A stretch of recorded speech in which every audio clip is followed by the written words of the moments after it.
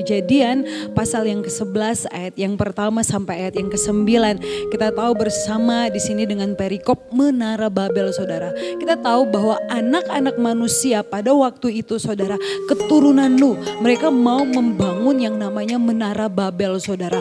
Nah, kita bisa melihat sebenarnya, saudara, orang-orang Babel ini adalah orang-orang yang kuat, orang-orang yang tidak terkalahkan, saudara. Karena mereka punya 3 faktor kuat.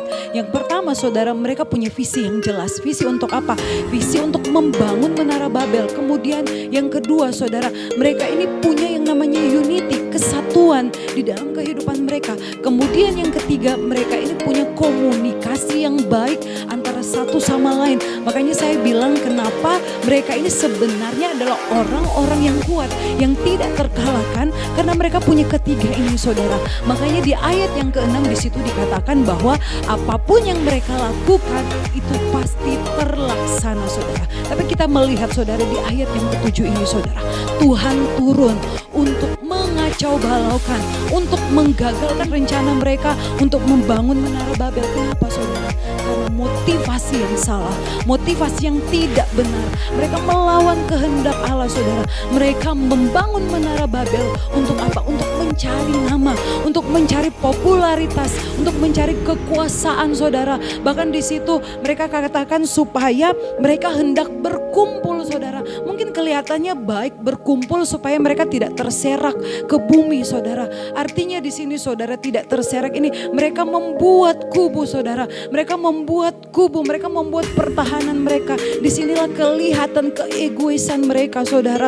Mereka membangun komunitas. Mereka tidak mau pergi memberitakan Injil, saudara. Mereka tidak mau pergi menyampaikan amanat agung yang sudah Tuhan berikan bagi kehidupan mereka. Makanya kita lihat Tuhan menggagalkan rencana mereka, saudara, untuk membangun Menara Babel, saudara. Ini sama dalam kehidupan kita, saudara.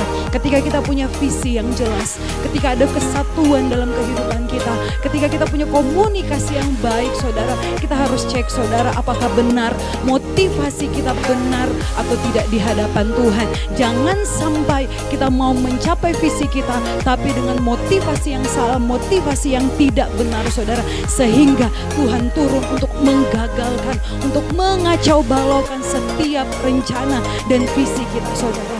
3 hal yang penting ini, saudara. Kita punya visi, kita punya kesatuan, kita punya komunikasi yang baik. Jikalau kita jalankan dengan motivasi yang baik, saya percaya Tuhan akan senantiasa menolong setiap kehidupan kita pribadi, lepas pribadi. Untuk itu, saudara, terus kuatkan ini, komunikasimu dengan Tuhan, kemudian komunikasi kita dengan sesama, sehingga saya percaya ada kesatuan untuk terus membangun visi yang sudah Tuhan berikan bagi setiap kehidupan kita pribadi, lepas pribadi. Puji bagi nama Tuhan.